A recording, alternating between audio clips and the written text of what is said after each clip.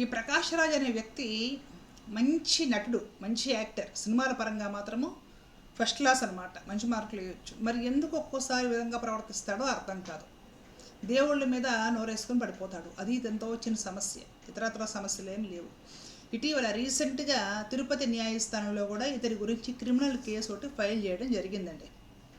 ప్రముఖ బహుభాషా నటుడు ప్రకాష్ రాజుపై తిరుపతి న్యాయస్థానంలో సోమవారం ఒక క్రిమినల్ కేసు ఫిర్యాదు దాఖలైంది. రామాయణము, హిందూ దేవతలపై ఆయన చేసిన వ్యాఖ్యలు కోట్లాది మంది భక్తుల మతపరమైన విశ్వాసాలను, మనోభావాలను తీవ్రంగా గాయపరిచాయని ఆరోపిస్తూ బీజేపీ సీనియర్ నాయకుడు, టీటీడీ ధర్మకర్తల మండలి సభ్యుడు జి భానుప్రకాష్ రెడ్డి ఈ చట్టపరమైన చర్యలు చేపట్టారు. తిరుపతిలోని 4వ అదనపు జ్యుడిషియల్ ఫస్ట్ క్లాస్ మెజిస్ట్రేట్ కోర్టులో ఈ మేరకు పిటిషన్ దాఖలు చేశారు. ఆ ఫిర్యాదులో పేర్కొన్న వివరాల ప్రకారము కేరళ లిటరేచర్ ఫెస్టివల్తో పాటు పలు ఇతర బహిరంగ వేదికలపై ప్రకాష్ రాజ్ చేసిన కొన్ని వ్యాఖ్యలు సామాజిక మాధ్యమాల్లో విస్తృతంగా వైరల్ అయ్యాయి. ఉత్తర భారతదేశానికి చెందిన శ్రీరాముడు, లక్ష్మణుడు దక్షిణాదిపై దండయాత్ర చేశారంటూ ఆర్యులు, ద్రావిడుల మధ్య విభజనను, ప్రాంతీయ విద్వేషాలను రెచ్చగొట్టేలా ప్రకాష్ రాజు మాట్లాడారని పిటిషనర్ ఆరోపించారు. ఈ వ్యాఖ్యలు ముమ్మాటికి వాస్తవ విరుద్ధమని, సమాజంలో శాంతి భద్రతలకు విఘాతాలు కలిగించేలా ఉన్నాయని భానుప్రకాష్ రెడ్డి ఆగ్రహం వ్యక్తం చేశారు. హిందూ పవిత్ర గ్రంథాలను, దేవతలను ఉద్దేశపూర్వకంగా కించపరిచినందుకు గాను భారతీయ న్యాయ సంహిత రకరకాల సెక్షన్స్ ప్రకారము కేసు నమోదు చేసి కఠినమైన చర్యలు తీసుకోవాలని కోర్టును అభ్యర్థించారు.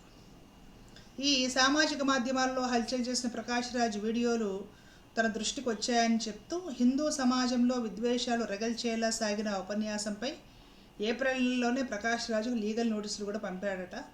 ఆ వివాదాస్పద వ్యాఖ్యలపై బేషరతుగా క్షమాపణలు చెప్పాలని, లేని పక్షంలో న్యాయపరమైన చర్యలు ఎదుర్కోవాల్సి ఉంటుందని అప్పట్లోనే హెచ్చరించారట. నటుడి వైపు నుండి ఎలాంటి సానుకూల స్పందన లేకపోవడంతో తాజాగా ఆయన కోర్టును ఆశ్రయించారు. కాగా ఈ ఫిర్యాదును తిరుపతి కోర్టు విచారణకు స్వీకరించింది. ఇప్పుడు ఈ ప్రకాష్ రాజ్ గారికి ఈ భారతీయ జనతా పార్టీ, లేదంటే ఆర్ఎస్ఎస్, లేదంటే ఇతరత్ర ఏమైనా పార్టీలు, సంస్థలు వీటితోటి ఏమైనా ప్రాబ్లమ్స్ ఉంటే ప్రశ్నించవచ్చు, ఆ ప్రశ్నలు సంధించవచ్చు. నాకు ఈ డౌట్స్ ఉన్నాయి మీ గురించి, లేదంటే ఇలా ప్రశ్నిస్తున్నాను, ప్రశ్నించే హక్కు అందరికీ ఉంది, ప్రశ్నించవచ్చు, తప్పేమి లేదు. ఎవరి డౌట్స్ వాళ్ళవి. సామాజిక మాధ్యమాలు అందరూ వాడుకుంటున్నారు, మంచిదే. అలా కాకుండా ప్రాబ్లం ఎక్కడ వస్తుందంటే ప్రకాష్ రాజు రామాయణం మీద పడిపోవడం, రాముల వారిని తిట్టడం, హిందూ దేవీ దేవతలను కించపరచడం.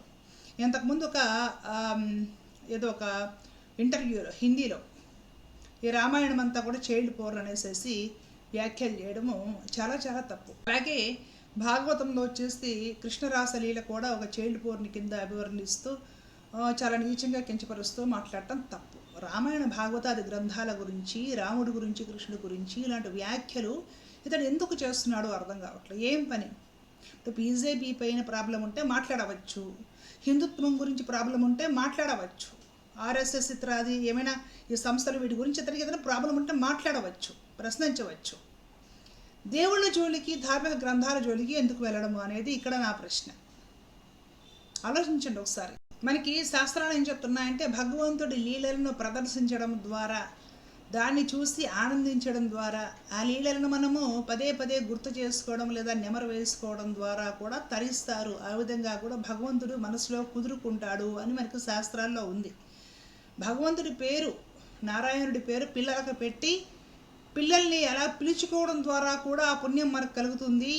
ధ్యానము ఆ నామం మీదకి, తద్వారా దైవం మీదకి పోతుంది. ఆ విధంగా కూడా తరిస్తారు అని భాగవతంలో అజామీరుడి వృత్తాంతం చెప్తుంది మనకు. ఆ విధమైన సంస్కృతి భారతీయులకు ఉంది కాబట్టి వాళ్ళు ఏం చేస్తారు, ఏదైనా దసరా ఉత్సవాలు వచ్చినప్పుడు రామాయణంలో కొన్ని సన్నివేశాలు పిల్లల్ని పెట్టి చిత్రీకరిస్తారు. సరదాగా స్కూల్ పిల్లలు వాళ్ళు రాముడిలా, సీతలాగా అలాగ యాక్ట్ చేస్తూ తెరపైన రామాయణం అంతా నాటకం ప్రదర్శిస్తారు. అందరూ చూస్తారు, చాలా ఆనందిస్తారు, ఆ పిల్లల్ని ప్రోత్సహిస్తారు, బహుమతులు ఇస్తారు, అవార్డులు ఇస్తారు. అట్లాగే కృష్ణాష్టమి లాంటివి వచ్చినప్పుడు మనందరం మన ఇంట్లో ఉన్న చిన్నపిల్లలకి, ఆడపిల్లలకి, మగపిల్లలకి కూడా కృష్ణుడు అలంకారం చేసి మన ఇంట్లోనే సాక్షాత్తు ఆ పరమాత్మ, పరమపురుషుడు, భగవంతుడు మన ఇంట్లో మన బిడ్డ రూపంలో ఉన్నట్టుగా మురిసిపోని వాళ్ళు ఉండరు.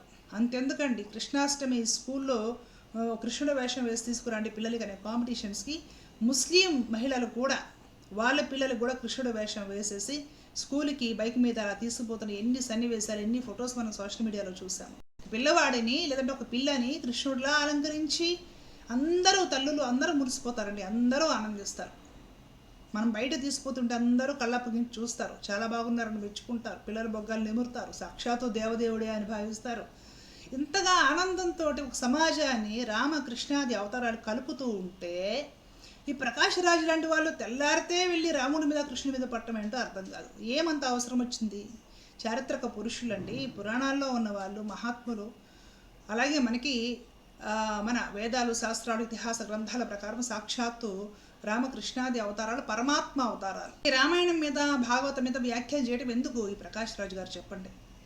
ఏమైనా ఉంటే ఆ పార్టీలతో ప్రాబ్లమ్స్ ఉంటే అవి తేల్చుకోవాలి, ఏదైనా సంస్థలతో ప్రాబ్లమ్స్ ఉంటే అవి తేల్చుకోవాలి, లేదంటే ఎవరైనా జాతీయవాదులు, హిందుత్వవాదులు ఎట్సెట్రా ఎట్సెట్రా వీళ్ళ తర్వాత దీనికి ఏదైనా ప్రాబ్లం ఉంటే అవి తేల్చుకోవాలి, తప్పలేదు. అసలు పోయి రాముడి మీద కృష్ణుడి మీద పడుతుంటే ఎవరు సహిస్తారండి? ఎప్పుడో గతించిపోయిన దేశ నాయకులు అయితేనేమిటి, సంఘ సంస్కర్తలు అయితేనేమిటి, లేకపోతే చరిత్రలో ఉన్న పెద్దలు మహానుభావులు అయితేనేమిటి, లేదంటే మన భారతీయ సాంప్రదాయం ప్రకారం వేద, ఇతిహాస, పురాణాలలో ఉన్న ఈ భగవత్ అవతారాలు, దేవీ దేవతలు అయితేనేమిటి, వీళ్ళని కించపరుస్తూ ఇష్టం వచ్చినట్టు వ్యాఖ్యలు చేయడం చాలా తప్పు. అంతా కూడా కుట్రపూరితంగా చేస్తున్న కిందే లెక్క ఎవరు చేసినా సరే. ప్రకాష్ రాజ్ గారు తన వైఖరి మార్చుకుంటే బాగుంటుంది. ప్రత్యేకించి ఇలాంటి దేవుళ్ళ విషయాలు, రామాయణ భాగవతాది గ్రంథాలను లాగడం అనేది చాలా చాలా తప్పు. ఇతరాత్ర ఏమైనా ఉంటే ప్రశ్నించుకోవచ్చు, మాట్లాడుకోవచ్చు, పోస్టులు పెట్టుకోవచ్చు, ట్వీట్ చేసుకోవచ్చు. కానీ దేవుడి గురించి ఈ విధంగా దేవీ దేవతల గురించి కించపరుస్తూ ఎట్టి పరిస్థితుల్లోనూ రామాయణ భారతాది ఇతిహాసాల గురించి, భారతీయ సాంప్రదాయ గ్రంథాల గురించి మాట్లాడడం చాలా తప్పండి. ఇకనైనా ప్రకాష్ రాజ్ గారు తీరు మార్చుకుంటే బాగుంటుంది, సమాజం ప్రశాంతంగా ఉంటుంది. ప్రకాష్ రాజ్ గారు తీరు మార్చుకోవాలి అని మనం అందరం కోరుకుందాము. దీని గురించి మీరేమంటారు? మీ అభిప్రాయాన్ని కామెంట్ సెక్షన్లో తెలియజేయండి. జై హింద్.